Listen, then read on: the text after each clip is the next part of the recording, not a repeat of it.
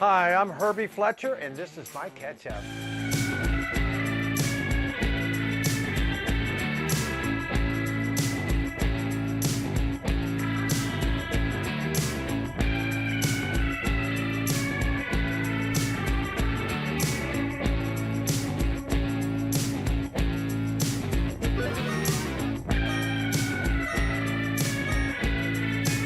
Well, what happened was we always lived at the beach during the summer in a trailer at Huntington Beach by the pier. 9 years old, we took a trip to San Clemente and we hung out on North Beach, but we'd always walk down to T Street and watch the surfers. And they'd lose their boards, and I'd just grab the surfboard and ride little waves while they took their time swimming in.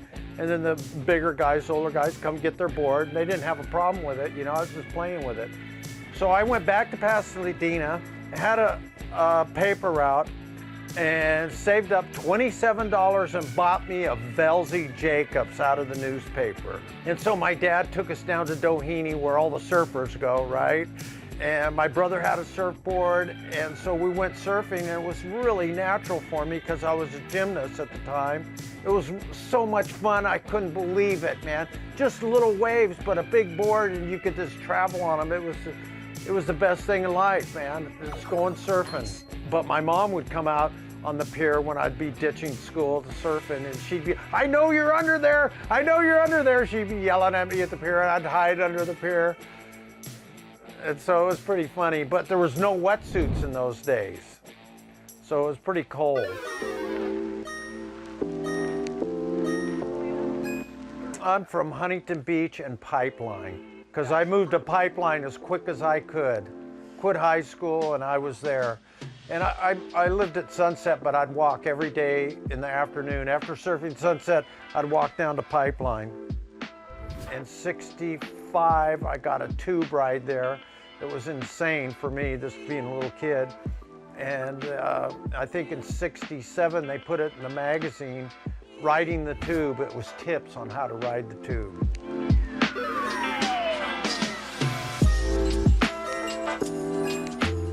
Yeah, I was a homeless guy living in the bushes at Sunset Beach because everybody else lived in town. You know, there wasn't people on the North Shore, really. There was no footsteps. You know, Val Valentine lived there, and there was, very few people that lived out there. We bought Dewey Weber's Cadillac after he left.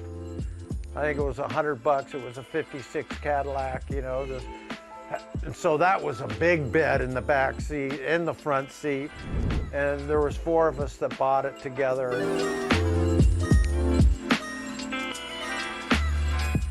I quit all the competition. All I wanted to do was be on the Duke contest, and I was, and that was a great thing.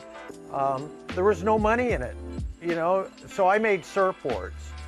And then in '69, I got the franchise for the Hawaiian Islands for Clark Foam. So, I'd just sell surfboard blanks and deliver them all. It was a lot of fun. I got to go see all my friends, and then on the North Shore, Barry Kanaiapuni would come down and get blanks, and everybody come get blanks from my house.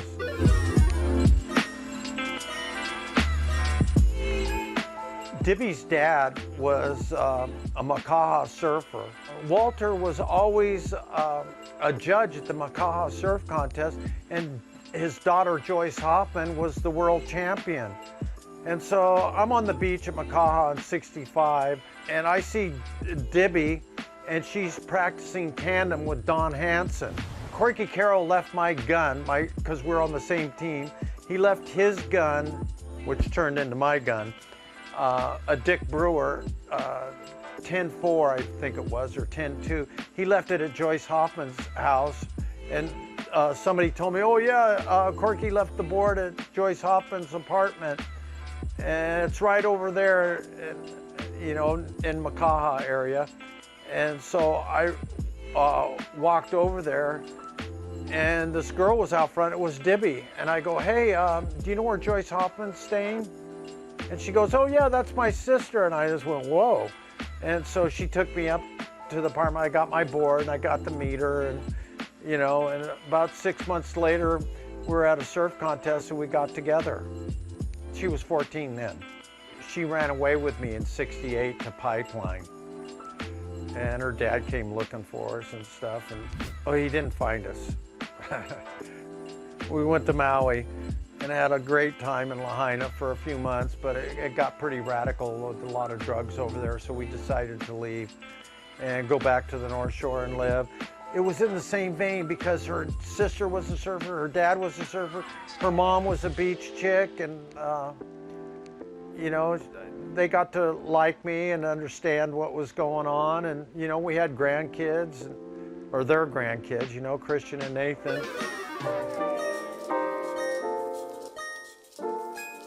Well, it was pretty radical to have a kid at that age and take care of it. And I didn't know anything. I relied on Dibi for everything. And she took care of him and knew what was going on, and she taught me. And you know, we'd come to California and then back to Hawaii.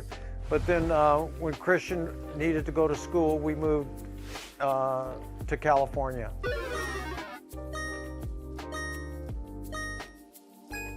And then when I came back to California and I started my surf shop in '75, it was the thrill is back because I couldn't find any waves to ride over here in California.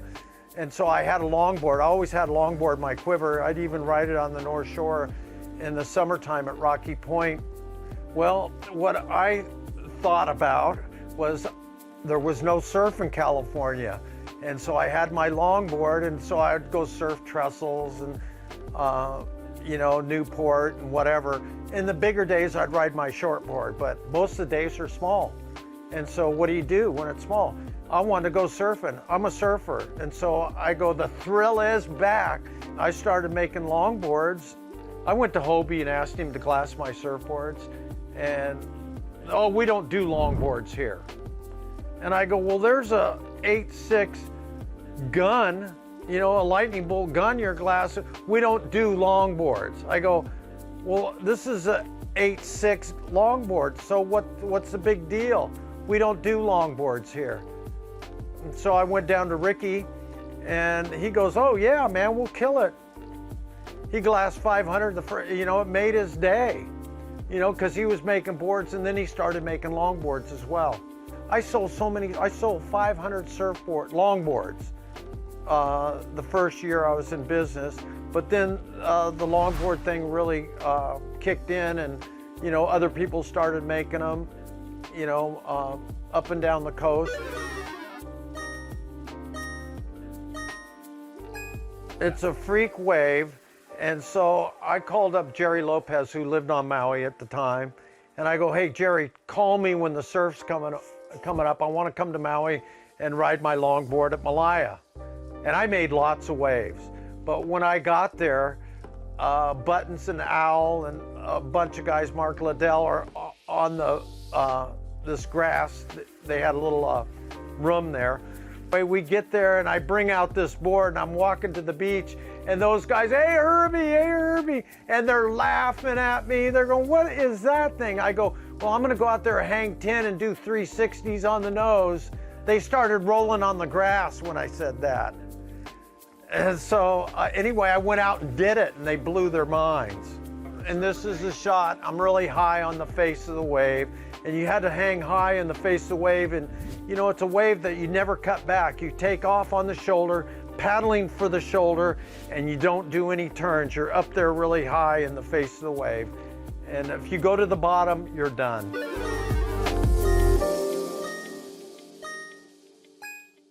Well, there was a guy, Jim Van Vleck, and he came to my shop in '75, and he had this really thin membrane of traction. And you know, Mike Doyle was doing wax research, and then sex wax was going on. And so all the time we were looking for something better than paraffin. And like in Hawaii, paraffin's okay, you know, you can get traction with it, but it wears off, especially if you're in the water for 3 hours. So I wanted something to stick forever, you know, that you had. And so he brought in this thing. It sort of worked. It would rash you and whatever if you made it rough. And so I'd smooth it out and put it rough down the middle so your center of your chest would hook up with it, but you wouldn't get the cripple nipples. Oh, they call me all the time and want to buy it. I'm never selling. I don't care if it goes out of business. I'm not selling it. It's too attached to my name. I love it.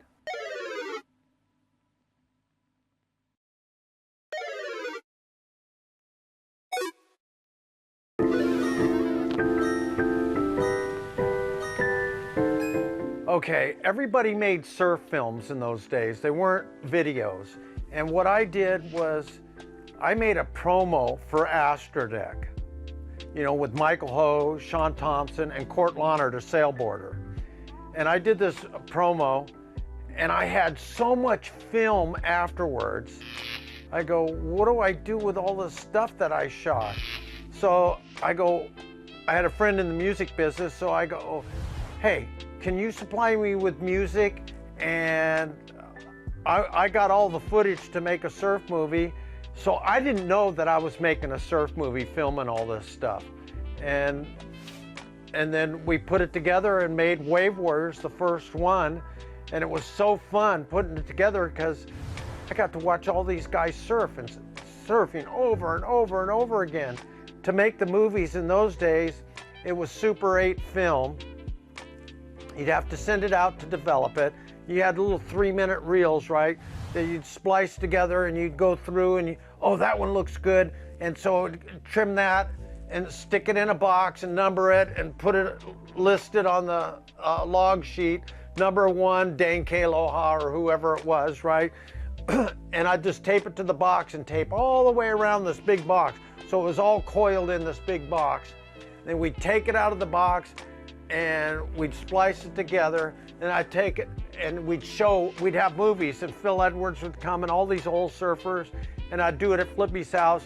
But the biggest hoots I'd get were on the chicks, not the tube rides or anything like that. It was the chicks in bikinis on the beach. You'd hear everybody hoot.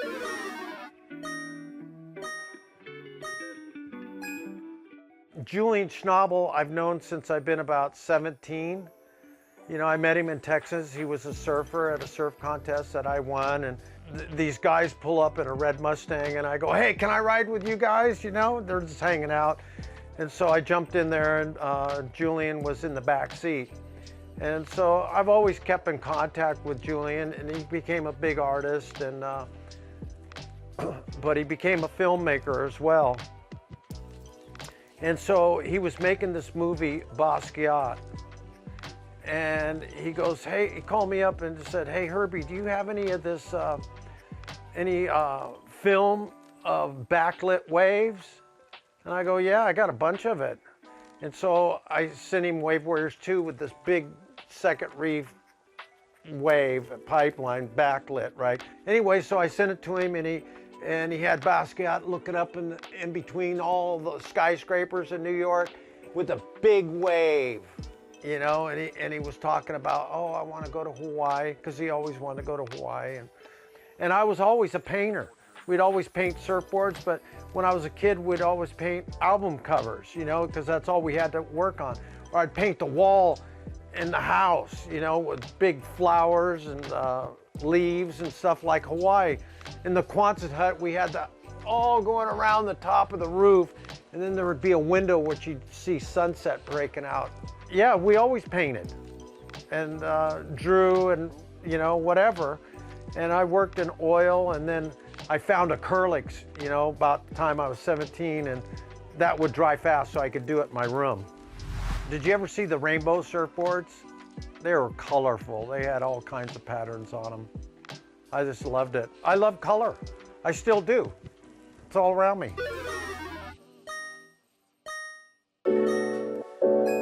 I was riding outside logs, right? I'd ride 100 waves, and I'd come in, and Laird was living at my house at the Pipeline House, and Buzzy was there, and Hans Hedemann, and I'd come into the beach, and they'd run and hide because they didn't want to carry the jet ski up. So I'd come up, and I'd go, hey, Laird, let me tow you. I got a ski rope right here. I'd be swinging it like this. I go, come on, let me tow. They'd go, hey, you're crazy, Herbie. Just leave us alone. We're watching football. Go away. And they wouldn't tow with me. And I go, well, I just rode 100 waves out outside log. Probably not 100, but it was, you know, an example. probably rode 25 giant big waves on the jet ski. And I just wanted to tow them in, but they weren't ready. I guess they were too young or whatever. Maybe Laird was probably 22 or something. And that's young. Peter Cole said it was the biggest he'd seen anybody out there. Potts was out, it was second reef and capping on the third reef, and couldn't get a wave. So I saw them out there. They paddled out, right? And they were paddling around trying to couldn't get a wave. So I went in, ran up into the house and got a tow rope, came back and went out, and I'm standing on my jet ski, you know, on the back of it, holding on the handlebars, going slow, and I'm swinging the rope. And Potts just grabbed it. And so we were waiting for an outside third reef pipeline wave, but it didn't come. So I towed him into the second reef pipe, and it was all over that day.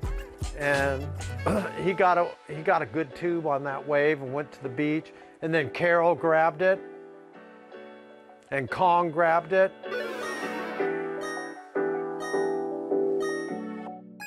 I love creating new surfboards and new things, you know, just like the longboard and all the stuff that's going on today. You know, you got Alex Nose doing all those crazy boards, and I love to go film Alex and all the new stuff that's going on. You know, it's just reverted back to the old. It's fun. It's just imagination, you know. We'd sit there and listen to music and, you know, dream about surfing and how to create new things.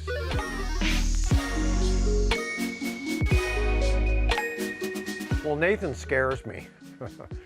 You know, I can't even, you know, he just rides big waves. I don't think about it. I just go, okay.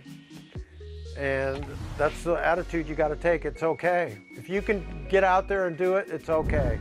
Just like I was telling you about the 4-year-old who, if he could climb up to the extension, and Nathan has the same attitude, you can go. And there's video to prove it. It's a real thing. It just goes on. And it's coming out, and they're all boys, you know? And Dibi promotes the whole thing and keeps it all together.